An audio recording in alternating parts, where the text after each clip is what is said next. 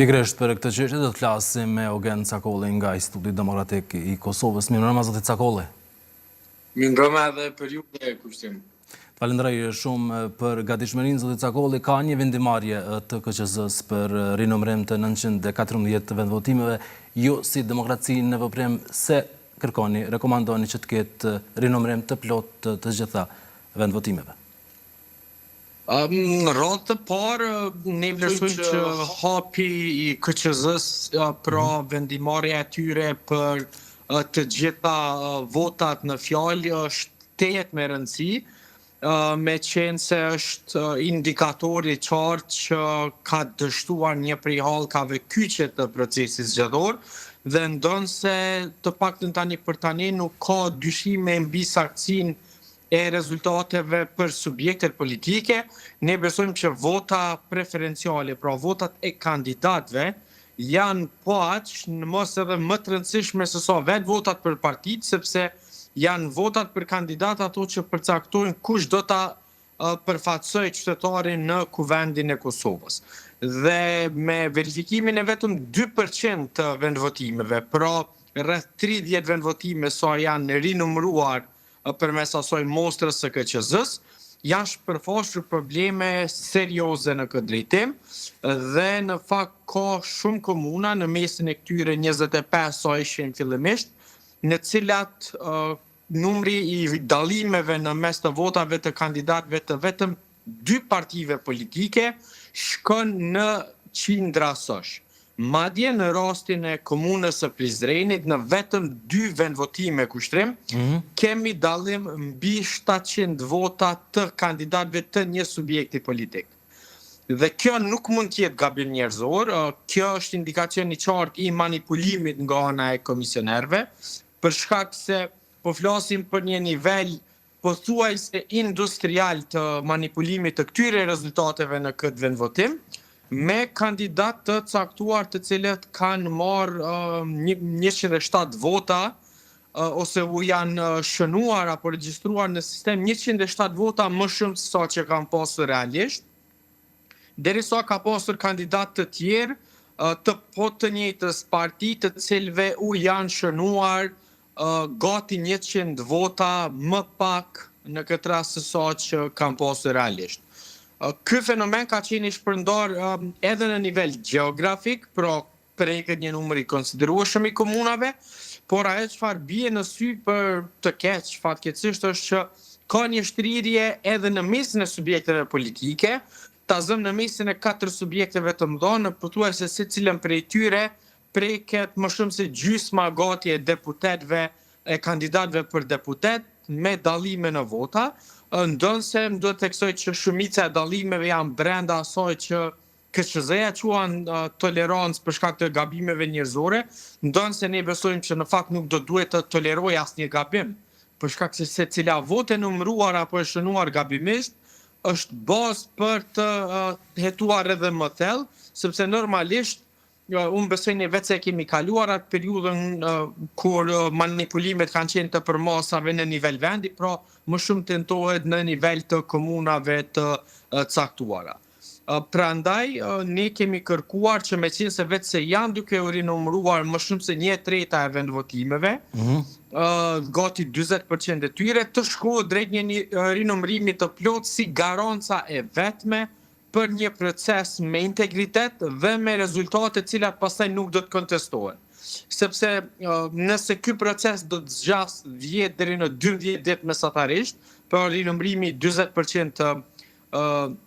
vendvotimeve, në rast se nuk ka rinumërim të plotë qysh tani, pas këtij afati kandidatët do të kenë kohë që të parashtrojnë ankesa në PZAP në Gjykatën Supreme, që janë gati 10 ditë procedurë, për procedurën administruar në QNR, pastaj edhe 10 ditë tjera potencialisht pas shpalljes së rezultateve, dhe në fakt unë besoj që të paktën bazuar në praktikën vendimarrëse të PZAP-s, në rastet kur ka pasur rinumërime të tilla, në shumicën e rasteve PZAP-ja ka vendosur për rinumërime pothuajse të plota në mënyrë që rinumërimet parciale si të tilla të mos jenë zgjidhje ad hoc për situata, edhe pse me një trend të tillë çfarë kemi parë me 2%, të vendvotimeve të verifikuara, unë besoj që problemet të tilla do të evidentohen në radhë parë në gjitha 38 komunat, e jam i bindur që niveli i dallimeve do të jetë më shumë se sa 2 vota, duke krijuar bazën që KQZ-ja të urdhërojë mbas edhe rinumërim të plot gjatë ditëve në vijim, kur vetëse do të kemi rezultatet e para nga rinumërimet që po zhvillohen sonte, por edhe ditëve të tjera. Pra, zoti Cakolli, dyshimet janë se ka manipulim, bartje të votash mes kandidatëve brenda subjekteve politike, kandidatëve pra për deputet. A mund të korrigjohet kjo me këtë proces të rinumërimit, apo e dëmton edhe këtë proces të tërë zgjedhor?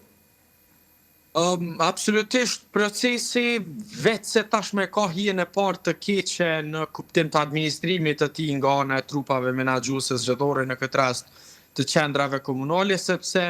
ndonë se shumica e dallimeve janë numra marginal, pra maksimalisht deri në 5 vota. Kemi 10 raste pra kur ka qindra vota dallime në mes të kandidatëve dhe që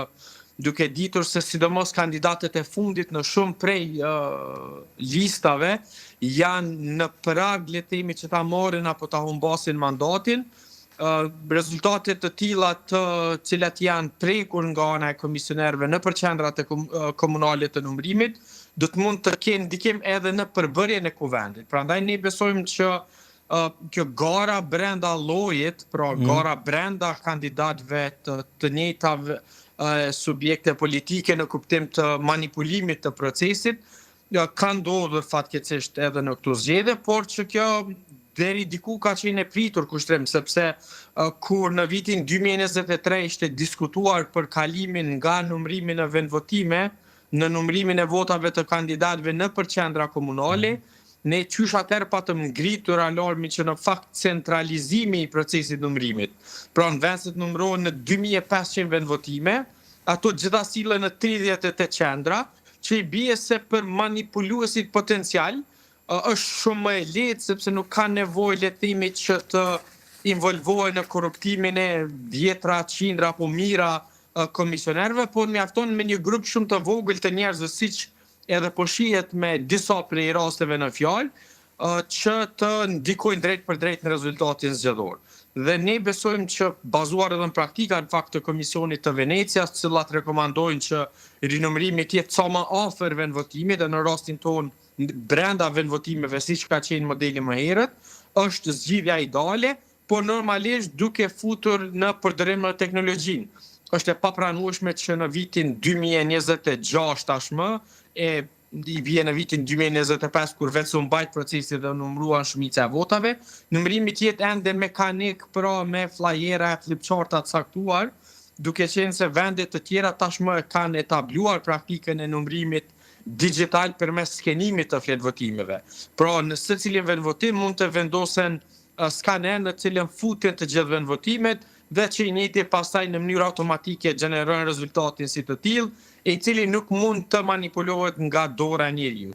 Është e vërtetë që edhe në atë rast, në situata ekstreme mund të ketë gabime teknike, por ajo çfarë ka rëndësi është që të njëjtat mund të sanohen përmes auditimeve të pjesshme, derisa raste të tilla sikur kjo që kemi tani kanë ndikim të drejt për drejt në vetë procesin zgjedhor. Pra jo vetëm në kuptim të ndarjes së disa mandateve, por lëndohet i tërë besimi publikut, sepse nëse mbetet kështu, mund të kemi kandidat të kontestuar për gjatë tërë mandatit të plot 4 vjeçar. Dhe zoti Cakolli, duke parë këtë proces të rinumërimit të vendvotimeve, a mund të zgjas, a do të ketë vonesa në shpalljen e rezultateve përfundimtare me pas edhe të certifikimit të rezultatit zgjedhor? Fatkeqësisht me rinumërimin e vetëm 40% të vendvotimeve, duke supozuar që në versionin maksimal QNR-ja mund të numërojë 21 tavolina apo 21 kuti brenda një ndrrimi, që i bie 2 ndrrime brenda ditës janë 44 kuti. Ky proces në versionin më të mirë do të përmbyllet për gati 10 ditë deri në 2 javë, pra në versionin më të mirë. Normalisht Kjo nënkupton të paktën edhe 3 javë të tjera vonesë për certifikimin e rezultateve zgjedhore, sepse pas përmbylljes së këtij procesi, duke supozuar që nuk do të ketë rinumërime të tjera, e unë besoj që do të ketë edhe rinumërime të tjera, do të filloj që të rrjedh afati gati 10 ditor që të paraqitet fillimisht ankesë për administrimin e numërimit në qendrën e numërimit dhe të rezultateve. Pasi që të përmbyllet ai proces, KQZ-ja do t'i shpall fillimisht rezultatet përfundimtare, cilat edhe atu kanë 10 ditë, mbas edhe pak më shumë se aq, që të kontestohen nga ana e kandidatëve dhe subjekteve politike në PZAP dhe në Gjykatën Supreme. Edhe duke supozuar që këtu instanca nuk do të kenë vendimarrje tjetër për disa prej çështjeve, ta zëm çështja e mbetur deri diku pezull është ajo e pranimit të votave jashtë vendit pas afatit të përcaktuar ligjor, për cilën besoj do të ketë sërish ankesë. Nënkupton se vendi mund të futet në fillim e mbase edhe në mes apo fund të muajit shkurt pa pasur rezultatet të certifikuara nga ana e KQZ-s, kurse kjo nënkupton normalisht se rrezikojmë pastaj që të mos jemi në kohë për zgjedhjen e presidentit, e nëse presidenti nuk do të zgjedhet deri më 5 mars. Pavarësisht a është konstituar kuvendi, a është zgjedhur qeveria, a janë certifikuar rezultatet e të tjera, automatikisht do të shpallen zgjedhjet e reja të parakohshme. Që i bie se paradoksalisht mund të arrijmë në pikën ku ende pa përmbyllur procesin aktual zgjedhor, mund të ketë shpallje të zgjedhjeve të reja të parakohshme parlamentare për shkak të dështimit për zgjedhjen e presidentit deri në afatin kushtetues që në rastin tonë është 5 marsi i këtij viti. Pra, ekzistojnë gjasat reale, ka rrezik që edhe pa certifikim të rezultatit zgjedhor do të merr kohë dhe më pas edhe çështja e presidentit të mos të zgjidhet, pra presidenti i ri, presidentja e re dhe që të ketë zgjedhje të jashtëzakonshme. Fatkeqësisht po, pra edhe nëse do të ketë dinamikë të shtuar të punës, e që me përvojën e drejtanishme në fakt aty më nuk ka hapësira fizike për të pasur më shumë se 21 tavolina të numërimit. Prandaj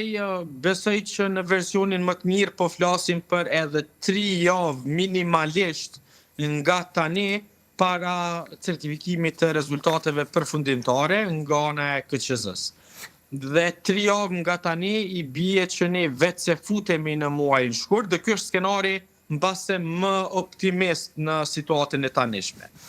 Çdo vonesë, rinumërim apo vendimarrje tjetër e institucioneve, qoftë KQZ-s, PZAP-s apo Gjykatës Supreme, qoftë për rinumërime e anulime të tjera, do të nënkuptoj edhe fillimin e rrjedhjes së afateve të tjera kushtetuese ligjore,